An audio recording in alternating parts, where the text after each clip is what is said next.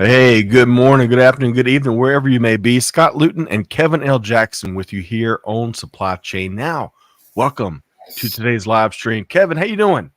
Yes, it's another beautiful Monday. I love the summer. I love summer weather. Really? Yes. Well, we'll have to disagree on that. I'm a big fan of late fall and early spring, or maybe early fall and early spring. I think that's what it is. Late When it's late spring, early fall. well, anything that gets us like those crisp 65-degree Oh, days. yeah, Oh, it's just yeah. so nice. Well, we didn't Um, have spring this year. It went from winter to summer up here really? in Virginia. Yeah. It was like, Well, 20, 30, and then like a day later, 70, 80. always we start with the weather updates. Who knows? It's just part of what we do in it, Kevin. But hey, folks, we're bringing the heat, regardless where you where you live, because it's the buzz. Where every Monday at 12 noon Eastern time, we discuss a variety of news and developments Really? across global supply chain and business. And the second Tuesday of each month, as y'all have come to appreciate, it's the Digital Transformers edition of the Buzz, where we tend to focus a lot more on technology, and where I'm always joined by the one and only Kevin L. Jackson, host of our Digital Transformers series, which is available wherever you get your podcasts. Now, Kevin, before we get into things, we got two Yeah. quick reminders for folks, right? Because we want to make this, as always, really interactive. So, number one, give us your take in the comments. If you're listening, if you're tuned in, watching us live, give us your take in the comments, whether you're on LinkedIn, YouTube, X, Facebook, Twitch, no matter. Let us know what you think. And no matter if you're watching us live, listening to the replay, watching the replay, whatever, if you enjoy the show, we'd love for you to share it with a friend and your network. Kevin, that would be the neighborly thing to do, right? Exactly, because this I exist for the buzz and the live commerce because it's just so fun. People from all around the world come and listen and interact, and I learn so much on this show from the audience. That's right. Completely agree. And one other tidbit along those lines, Kevin, is folks, if you're listening to the replay and you hear us reference a comment from someone that is with us live, those comments live and breathe for as long as we're on God's green earth. So you can, Evergreen. that's right. So you can go back to the social platform of your choosing and engage on those comments. So we'd love for you to do just that. Okay. Kevin, we've got a couple of resources we want to share with folks before we dive into, I think we got 4 stories teed up here today. You ready to get going? I am very ready. Let's do it. All right. So I want to start with our latest edition of our almost weekly newsletter. You got a With that problem said, there. uh, I don't do I like re- airplanes. What's wrong with that airplane there? that well, you're probably just unhappy with the fact that in bold letters it says on the side of it U.S. Air Force instead of U.S. Navy. But I digress. We released our latest edition of With That Said over the weekend. We're going to drop the link in the chat just for y'all. And it was jam full of good stuff, I think. Number one, Kevin, and I'm going to circle back around to you, get your comment on this. We celebrated Global Maintenance Day, which was yesterday, June 9th, every year. So we lifted up the incredible maintainers that help us, whether in the military, in the private fleets, you name it. They keep business going. We also shared news related to the manufacturing industry. It's still kind of just treading water, at least here in the States. Economic news, inflation, still about 3% here in the U.S., which is about a full point higher than where we want it at 2%, or at least where Uncle Sam wants it. Budget slashes. We talked about how budget slashes potential impact on cyber strategy, and we're going to talk more about that impact later in the show. And Jake Barr, in our first video, key takeaways video from Gartner's recent supply chain symposium, new co-host Jake Barr spoke about the human capital effect related to slow-moving, ineffective digital transformation leadership. So I want to circle back to one thing, though, Kevin. Yeah. You see the tagline, the title of this edition was Maintainers Matter. We really wanted to lift up how critical these invisible folks and professionals are across industry. So, Kevin, you were a naval aviator, and I want to kind of focus there for a minute. Yes. How critical were maintainers that protect you, that you knew every time you went up, you were in a rock and roll solid aircraft that would bring you back home in one piece. So first of all, they were not invisible. I'll tell you, when you're up there on a carrier deck and you're getting ready to go off the pointing end, they're checking your plane, making sure this is right, that is right. Especially when you go up on a catapult, you got your engines running, and you're wiping out your flight controls, and there's so many people looking for, is your hydraulics fine? Are your oil fine? Does that engine sound quite right? Before, and then you salute, and your life is there. They're in your hands, And when you feel good about your maintainers, you feel good about your airplane, you feel good about life. So they are never invisible. Hats off to all the maintainers, even if they're Air Force. So Kevin, I love that. And, as I was sharing on Friday as part of my good news message, I suggested that the private industry has learned so much and taken so much from our military, right? Especially when it comes to supply chain, logistics, transportation, you name it. And one of the things I'm hoping that private industry will borrow from the military is how to make the maintenance community truly, as you said it, highly visible in the private sector. We were honored to support something called Knuckle Busters in recent months, which, to your point, one of the military's way, especially in the Air Force and especially at McConnell Air Force Base, of lifting up this maintainer community and celebrating what they do and recognizing and honoring them. And I tell you, I think from personal experience, we have a lot of work to do across global supply chain to do just that. Kevin, I'll give you the last word, and then we're going to switch gears to our next resource. Well, when I was in the Navy, we were on detachments, and you would go in the middle of nowhere and your plane would break. And it was those maintainers that you would depend upon to get you home. That's right. I'm there with you, man. Outstanding. All right. Call to action, folks. Lift up the maintainers, the maintenance professionals in your organization. They certainly deserve it. Okay.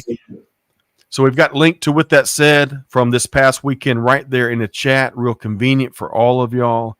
Check that out. Let us know what you think. Also, how about this? Digital Transformers, the move just moves forward, right? I tell you, cranking out great content. And here, Kevin, tell us about the most recent episode with, I think this is Mr. Alan Said, right? Yeah, Alan Seed. Yes, he is the digital asset evangelist for the Pacific Islands. Talk about a great place to live. He lives in Palau. And just a little known fact, his daughter is a representative to the UN for the nation of Palau. And he's been doing a lot of work to save the earth with respect to carbon offset. He taught me about the fact that coral is being killed by carbon in the oceans. These beautiful coral reefs, they are dying and they're turning white because of too much carbon. And what they have done is they worked with National Geographic and I think Stanford University, and they've determined a process where they can actually measure the carbon in the ocean. Excessive carbon is killing the coral, but what the country of Palau is doing is that they are flagging with respect to national flags, not throwing the flag, right. Tankers and container ships, and the tax that's being paid. They're giving carbon credit to the owners of the shippers. And then these ships, they can actually get benefit by reducing their taxes in other countries by reducing the amount of carbon they're putting in the atmosphere, and that's saving the coral reefs. So this is a great show. You'll learn a lot, and hey, you'll help Mother Earth. I love that. A very important, impactful, consequential conversation and show. Check it out with Mr. Alan Seed. And we dropped a link to the most recent, this episode right there in the chat to make it easy and convenient. So, Kevin, appreciate your ongoing work as we continue to expand the Digital Transformers community and mission. So good stuff there, Kevin. I would be remiss if I didn't add one more quick plug for all of our friends at the SAPIX annual conference in Cape Town, South Africa, which kicked off in earnest early this morning. I think they're about 5 or 6 hours ahead of us. So to all the folks gathered there, all the supply chain leaders and professionals gathered there in Cape Town from around the world, some 33 countries. I hope you have a wonderful week and look forward to your key takeaways, including our own Sophia Rivas Herrera and her sister Andrea. Oh. So we look forward to their key takeaways. And we dropped the link there, Kevin. How about that? Big thanks to Catherine and Amanda behind the scenes helping make that happen. Link to the conference right there. The trip there is on my bucket list. I was really envious of you and Amanda. Was that last year? That's right. It was last year. It was such a great trip. All right. So, Kevin, we got 4 articles, all part of the news that matters that we're going to be working our way through here today. And we're going to start with this first topic, Intralogics, Kevin. So this is via a neat blog article from our friends at AR Racking. So, Kevin, hey, tell us more. You know, some days you got 10 pounds in a 5-pound bag. Today, I think we may have 15. And it starts off with intralogistics, right? It's described as the set of activities and processes to manage the flow of goods from the moment of their receipt through delivery to the end customer. So this is really internal logistics, the storage, the handling, the internal transportation. And, you know, people are always thinking about their external logistics, but the internal logistics is just as important, because if you focus on that, you get better efficiency in your processes. It improves your operational efficiency by removing bottlenecks. It optimizes cost. And in the end, it gives greater customer satisfaction because it ensures accurate and fast deliveries. It optimizes your inventory management and gives you greater visibility and traceability. There are some challenges, however, because you need to leverage automation and technology, and implementing advanced technology like warehouse automation and automated storage systems can be very complex for some companies. But, you know, it's all about managing your change and data. You get large volumes of data focused on internal management of the logistics. And this can require a lot of training of not only the people at the endpoint, but your management as well, and flexibility. You need to be able to adapt to change in market demand and dynamics. This is essential to any agile supply chain. So remember, not just your external logistics, but also your internal intra-logistics. That's right. Well said, Kevin. Almost universal to global supply chain. A lot of what you touched on there. Yeah. And I'm going to pick one thing in particular because we just had an outstanding webinar session, Kevin. I was joined, our dear friend and fellow co-host, Allison Giddens, right? Yeah, Allison, yes.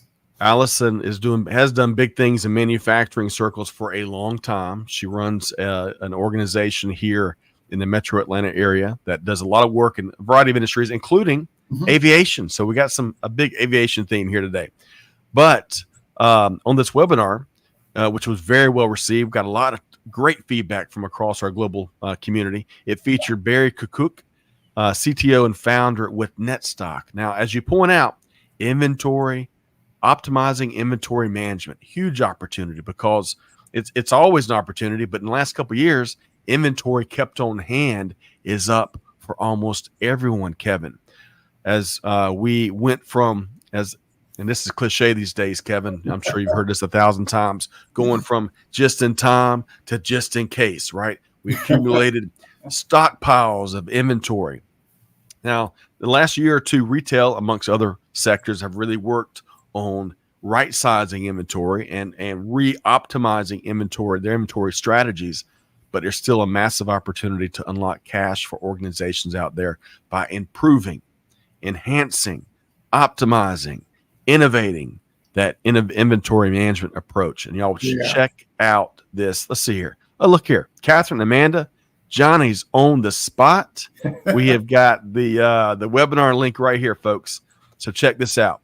I really like the way they are implementing AI in order to deal with the change. Yes, Kevin, you beat me to it. Because while we really focus a lot on inventory management, kind of the overarching thing was our efforts, and especially leaning on Barry's expertise of demystifying this AI, this golden age of AI that we're in. And I'm telling you all, check out the webinar replay. You will enjoy it. Because Kevin, before we move on to this next article, there's a ton of fact, but also fiction related to opportunities out there as it relates to AI, huh? Yeah, absolutely. Many people don't really understand what AI is. I was talking to a gentleman the other day, and they said there's no difference between AI and a good database. What? Man, was he starting his weekend a little bit early and having a nice adult beverage or 7, Kevin? Upset about artificial intelligence is changing everything and taking my job, and I gotta change. Okay, people don't like change, but it happens. You got to deal with it, And you got to deal in truths and reality and facts, right? Even if it's not always a pleasant conversation, which they aren't. That's what we sign up for. But y'all check out, to Kevin's point, lean into this time that we're in, this golden age of AI, because there's new ways, all kinds of new ways of moving the business ahead and changing how business is done that your team will appreciate. And then secondly, more tactically, check out this webinar replay and let us know what you think. All right, Kevin, we're going to move right along to our next item here today. Now, this next article, look at the headline. It's not going to surprise anybody, because as reported by Supply Chain Dive, procurement executives are prioritizing cost cutting in 2024, right? No one's surprised by that. But check this out, Kevin. The Hackett Group has released data from a recent survey where it asked 375 industry executives a variety of key questions. Again, no surprise. Procurement leaders in the survey said that cost savings was their top priority for 2024. That's the first time it was number one, though, since 2021, so 3 years ago. 75% of the procurement executives also said they had planned improvements focused on data and reporting. Goes back to, Kevin, your summary of that first article, right? Yeah. Good data and the power that you have with good, clean, structured data. So 75%, they're doing something with data and reporting. 56% said they plan to improve strategic sourcing. Another 50% said that supplier relationship management was a big focused area of improvement too. That number should be a lot higher. Folks, there's so many returns you can get from investing formally and informally in your supplier ecosystem, but I digress. Here's where I want to ask you, Kevin. Yeah. So I'm going to tie this. I'm going to tie these spending cutbacks to another key part of any business's strategy these days, and that is cybersecurity. So over the weekend, with that said article, one of the things we touched on, Kevin, was a great read from that mentioned Hayden Brooks, who's CEO at Risk Ledger. Right. Okay. This is in an article by IT Pro. So bear with me. I'm gonna quote this, and I'm gonna get you to respond, Kevin. So Hayden says, quote, "A lot of security budgets are being tightened. A lot of business budgets are being tightened. And the way businesses tend to deal with that is by looking for suppliers to outsource things to And that's led to a massive increase in the attack surface in people's supply chains. If anyone in the audience is experiencing your security budget being squeezed, imagine your suppliers. Their budget was probably a lot smaller than yours to begin with, and the pressure goes down the supply chain and gets bigger the further down the supply chain you go, end quote. So, Kevin, in this era where a lot of folks are looking for cost savings, tell me this: how do you see a dollar store cyber strategy playing out? Well, look, if you're trying to save money in cybersecurity, you're going to lose, because in today's world, protection of your data, protection of your customers' data is critical, and you could lose your entire business by not investing properly in cybersecurity. And people are really worried about what's going to happen. Are we going to go into a recession? What's going to happen with the election? Blah, blah, blah, blah, blah, blah. Okay, it doesn't matter which way the election goes. The cyber criminals are out there and they're going to get you. That's right. So don't skimp on this cyber. Don't skimp on the cyber. Kevin, excellent point. So many of the hackers don't care about your politics. They don't care about your sports team. They don't care about your Aunt Edna up in Idaho. They don't care about any of that. They care about one thing, and that is separating you from your resources. So excellent. Well said, Kevin. So folks, don't skip on that cyber strategy. I know it's appealing, especially if you haven't been one of the lucky fews that haven't been impacted by all the attacks that inevitably have hit your organization, because every organization has been attacked. It's just some have been very deeply impacted. Some know about it and some don't know about it. Yes, Kevin. Yes. Yes. But everyone's been attacked. That's right. So don't skimp. Buyer beware. Spender or saver or leader beware, because there's lots and lots of bad folks out there to get you. Now, Larry Klein. Hey, Larry, great to see you. Oh, LK's back with us. Now, he makes a great point. Larry says, need to recover from pandemic spending levels. Some companies may be sitting on what we call in my line of work, iron mountains of stuff. Larry, that's a fair comment, because a lot of organizations went crazy with spending during the pandemic, right? But Kevin, I think there's a fine line, and it takes some management know-how, some management muscle. What's the word I'm looking for? There's a word I'm looking for. Not jurisprudence. It takes some. I'll think of it. But Kevin, we gotta tread carefully between gaining some cost efficiencies for businesses and not cutting corners with protecting our teams, our products, our ecosystems, you name it, huh? Yeah, but let's be real. During the pandemic, people were catching up to being so far behind in protecting and paying for cybersecurity, protecting against that risk. They got blindsided because for years and years and years, they've basically been ignoring cyber hygiene, okay? And then when they were pushed off the cliff and they had to use Teams or their online collaboration tools or their video and their audio because they couldn't go into the office, then they got scared. So they weren't overspending on cyber. They were just catching up. Ooh. So you've gotten to the point that you are actually addressing your cyber hygiene. Don't fall back. Don't fall back. Well said, Kevin. Well said. And a couple other comments here. Bernardo says, hey, could cybersecurity investment save you money when hiring insurance, given that you're less exposed to a hack? I think that's a great point. Great questions there, Bernardo. And I love T Squared, who holds down the fort for us on YouTube, says cybersecurity is boring until someone or something happens. Internal controls need to be paramount and not just financially. T Squared on the money. As always, no pun intended. Okay, Kevin, I think we have beat that one. 7 ways to Sunday. So y'all check out the article though, Supply Chain Dive, and You'll find that IT Pro, that article on how the current environment is impacting cybersecurity. You'll check that out. And with that said, which we already dropped the link to. Okay, let's see here, Kevin. I've got an interesting read up next from our friends at Siemens, focused on accelerating the digital transformation in logistics. But before I flip images, folks, be prepared. Our team, our Crackerjack team, big thanks to Catherine and Amanda behind the scenes, has done their homework, and we have uncovered a top secret picture of Kevin L. Jackson when he was working at NASA. And here it is. Ride 'em, cowboy. Look at this. All right. So kidding aside, top secret images here. Let's talk about accelerating the digital transformation in logistics. Kevin, tell us more. First of all, Siemens is a huge multinational, and they have so much experience in every industry, especially in logistics and manufacturing.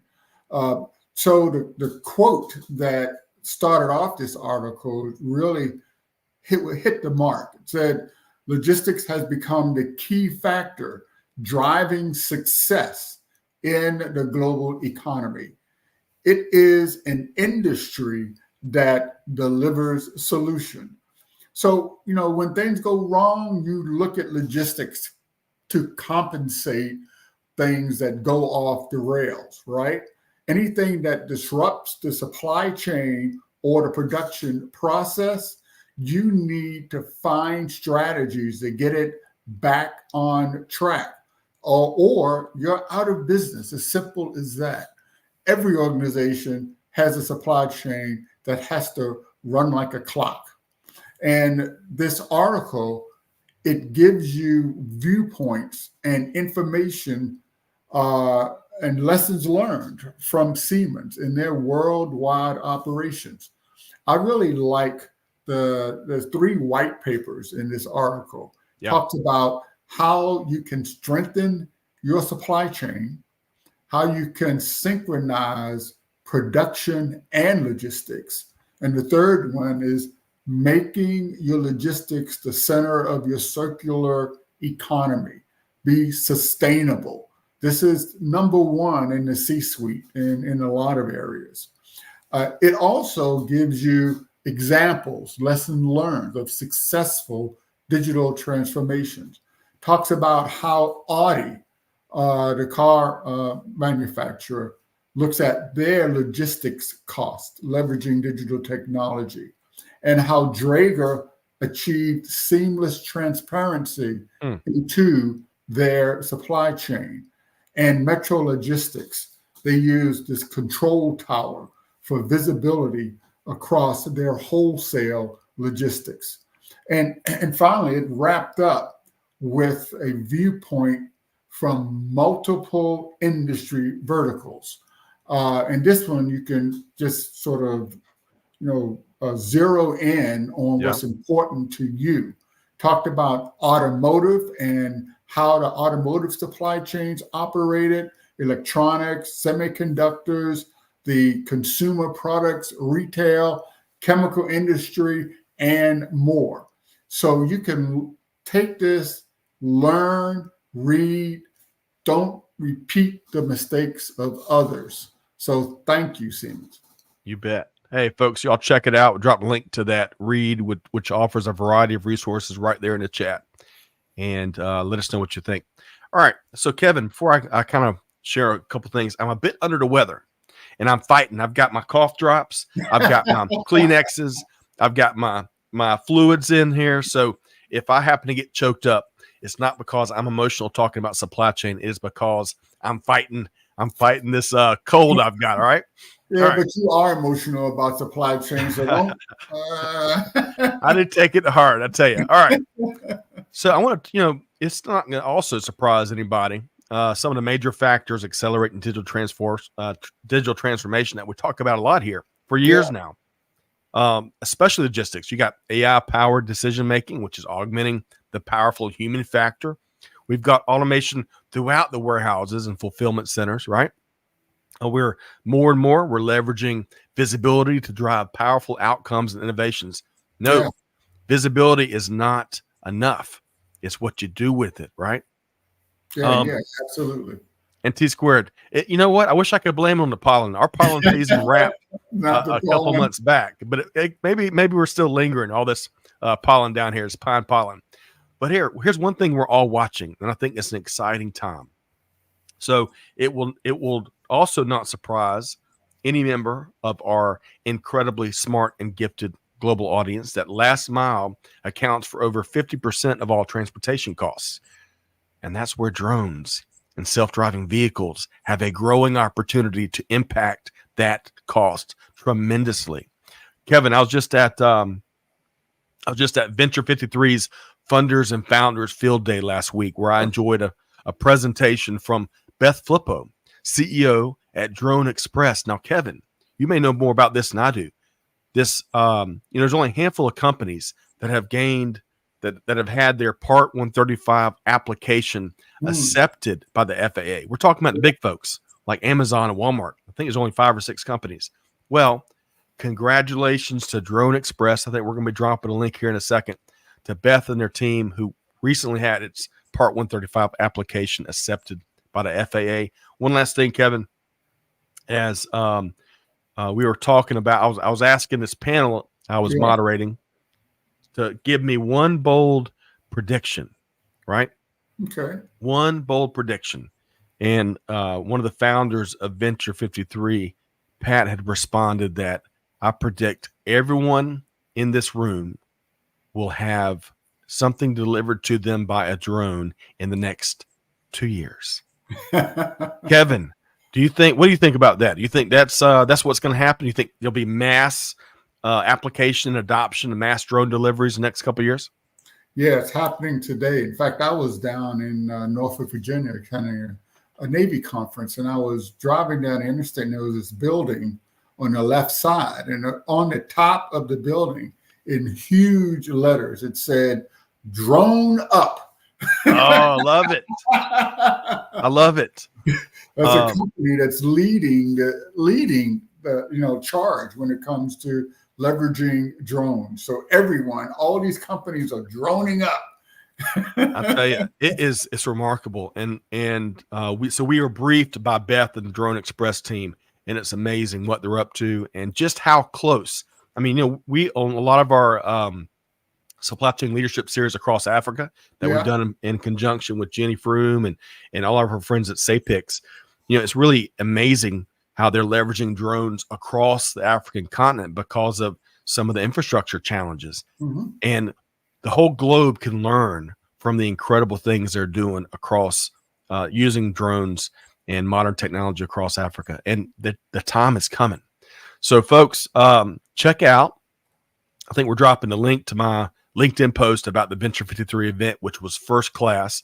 I mentioned Pat. I was talking about Pat Martin, founder of Venture 53, excellent organization investing in entrepreneurs that are solving some of supply chain and logistics biggest challenges. So a lot of good stuff there. Yep. Okay. So Kevin, but hang on a sec. Did you make a bold, fearless prediction around drone delivery? So I believe drones are really going to overtake things like Uber delivery and what's Uber Eats, I think. What it is. Oh yeah. I had Zaxby's just a couple weeks ago, powered by good old our friends at Uber Eats. So it's cheaper, faster, and hey, you get your barbecue right there on your porch or your screen house. That's right. Talking about earlier. So 2 thoughts there, Kevin. Hopefully they're gonna make real fast drones, because if it's carrying some delicious barbecue or Zaxby's, better watch out for the wildlife. And then secondly, folks, this is a complete aside, but I learned a new term in the pre-show. So me and Catherine and Kevin were getting ready for today's buzz, and Kevin said, Kevin was talking about something he did over the weekend, and he goes, "Yeah, we did this project in the screen house." And I'm like, "Is that like a vacation home, or is that somewhere up on the lake?" Or he goes, "No." He goes, "Right off the kitchen side of the house, we've got a room that is screened in, the screen house." And I've never heard that phrase in my life, Kevin. It's a screened-in porch down here. That's what we call it.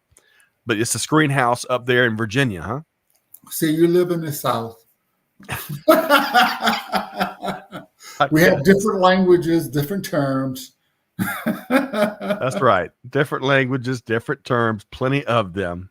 And also going back to the food, Catherine says she's got premium DoorDash. Maybe that they operate at a fast velocity and it protects the food from the wildlife. We'll see. Yes. All right. Lots of big things ahead. Such an exciting time to be in global business, global supply chain, automation, drones, you name it.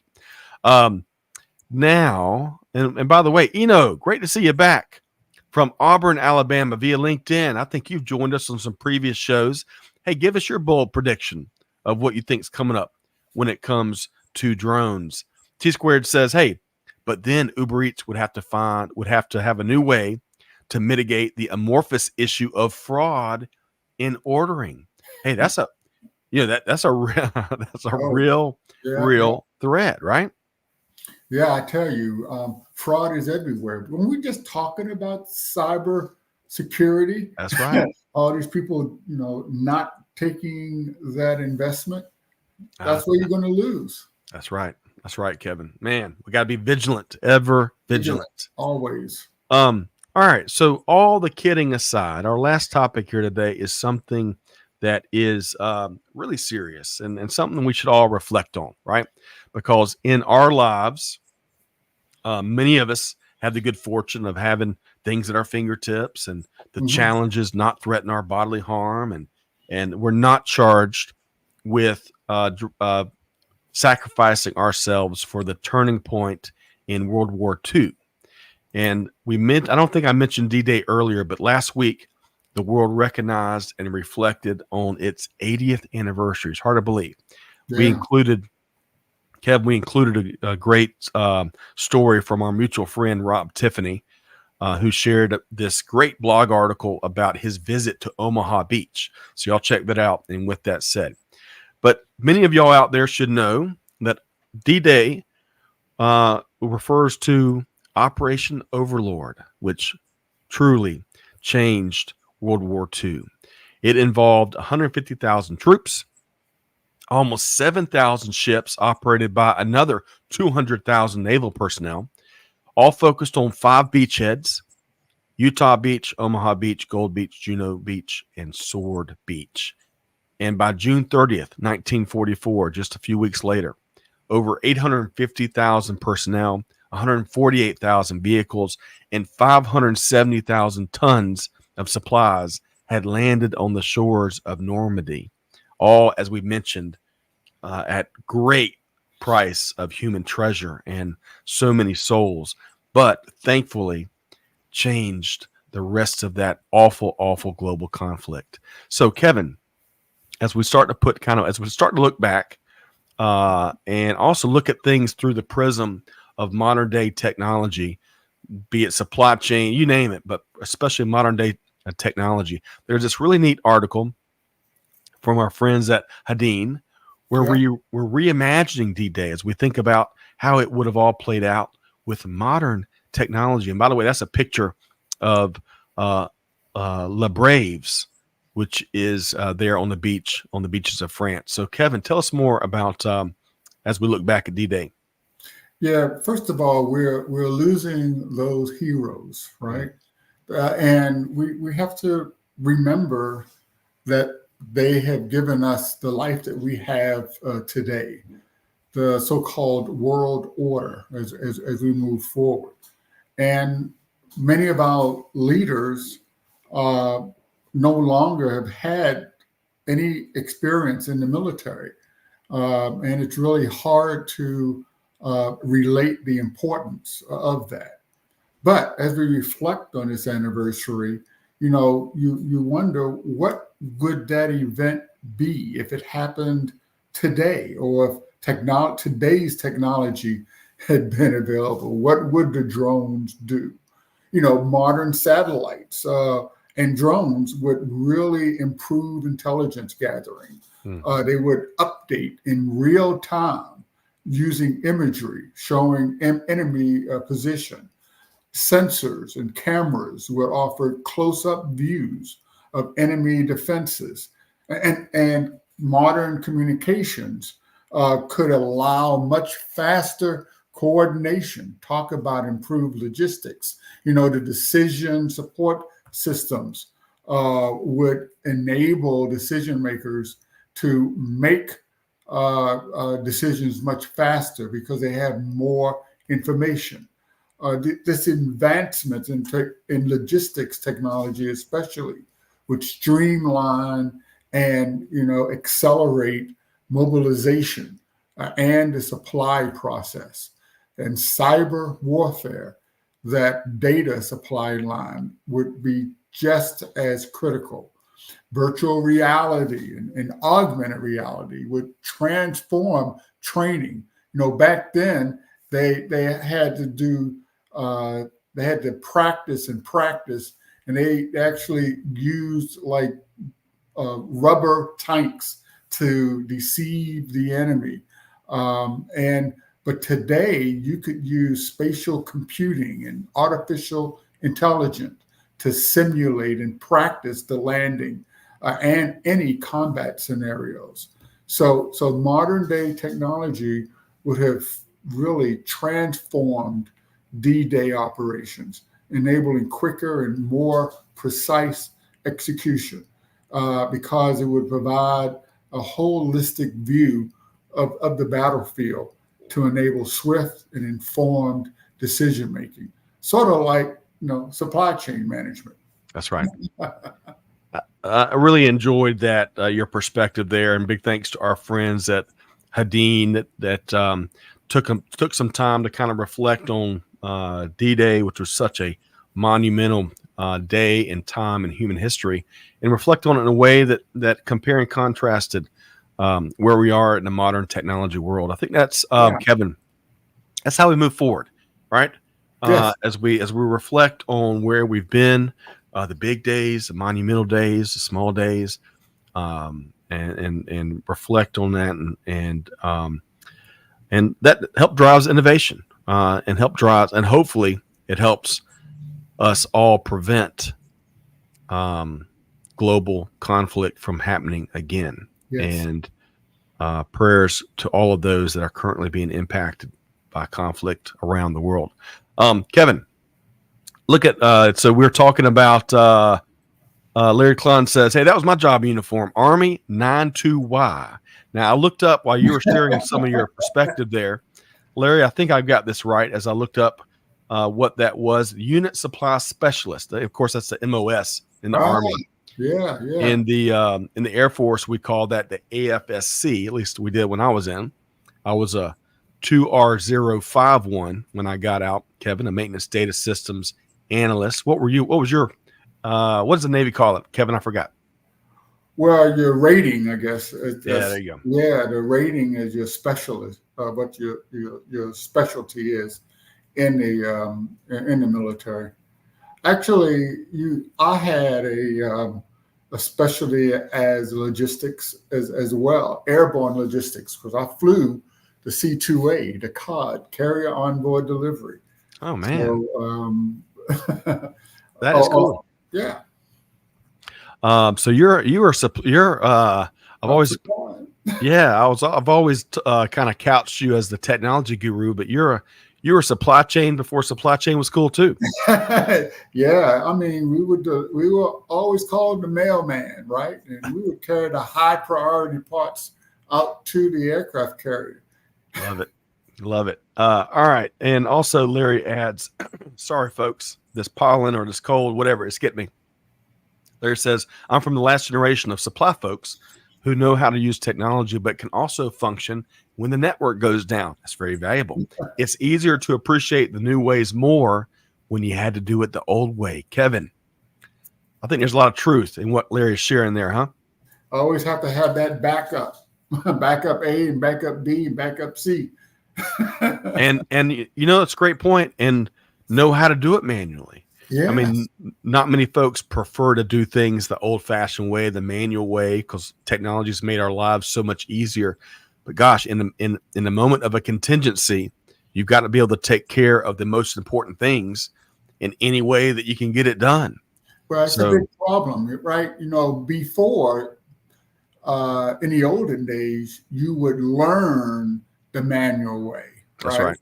And they would always say, well, you need to know the manual because if this machine goes down, you won't have it there. And today, they never get to know the manual way, right? That's because the manual way is usually involving one of these. Oh, I'm Right? pushing a button. The That's manual right. way is pressing a button. The Right. modern way is talking to it with AI. That's so true. It's so true. All right. A lot of good stuff here today. Really enjoyed today's episode of The Buzz. But Kevin, before we call it a show, Yeah. 2 questions. First question is, what's coming up next when it comes to all the great work you're doing as Digital Transformers continues to grow left and right?